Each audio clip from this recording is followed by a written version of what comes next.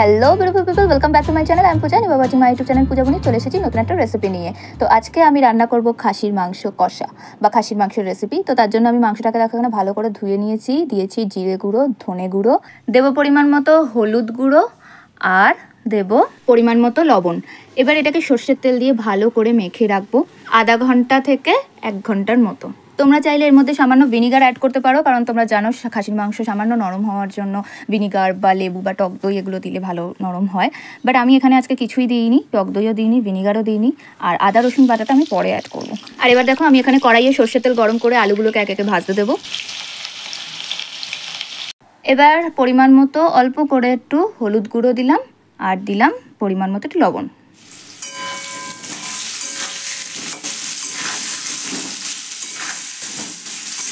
আলুগুলোকে ঠিক এরকমভাবে হালকা ব্রাউন করে ভেজে তুলে নেব, বেশি ভাজবো না একদমই।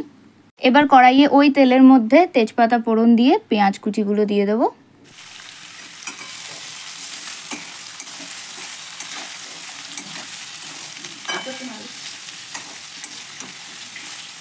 আর পেঁয়াজগুলোকে আমি এখানে হালকা ব্রাউন করে ভাজবো, পুরোপুরি বেরেস্তার মতো করে ভাজবো না, তাতে ভালো লাগবে না খেতে। এবার এই পেঁয়াজ ভাজাটার মধ্যে আবারও সামান্য পরিমাণ হলুদ গুঁড়ো আর লবণ দেবো। আর আমি এখানে দেবো একটা টমেটো কুচি, আপনারা চাইলে এটা নাও দিতে পারেন।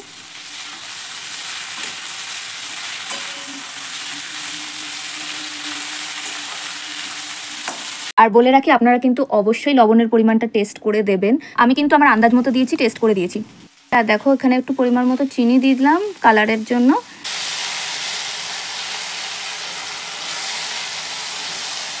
দেবো এখানে কাশ্মীরি রেড চিলি পাউডার। তোমরা এখানে ঝালের পরিমাণটা যারা কম বেশি খাও বাড়িয়ে কমিয়ে নিতে পারো। এবার আমি এখানে দিয়ে দেবো রসুন বাটা, অ্যাকচুয়ালি বাটা না, এটা গ্রেট করা রসুন। আর একটুখানি নাড়াচাড়া করে দিয়ে দেবো আদা বাটা। আমি আদা বাটার থেকে রসুন বাটাটা একটু পরিমাণে বেশি দিয়েছি।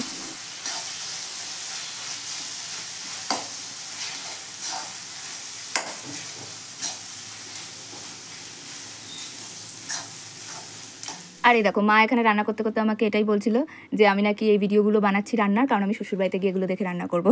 তো আমরা এরকমই গল্প করতে থাকি রান্না করতে করতে। আর দেখো পেঁয়াজ আমাদের ভাজা হয়ে গেছে, এবার আমরা ওই মেখে রাখা মাংসটা দিয়ে দেবো।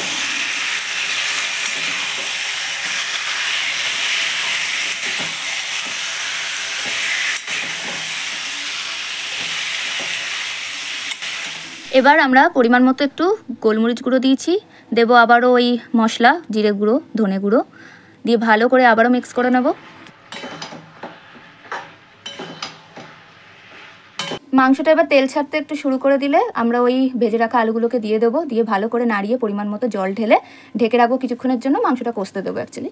আর এই পর্যায়ে দিয়ে দেবো গরম মশলা পরিমাণ মতো, আর আবারও ঢাকা দিয়ে রাখবো কিছুক্ষণ সেদ্ধ হওয়ার জন্য।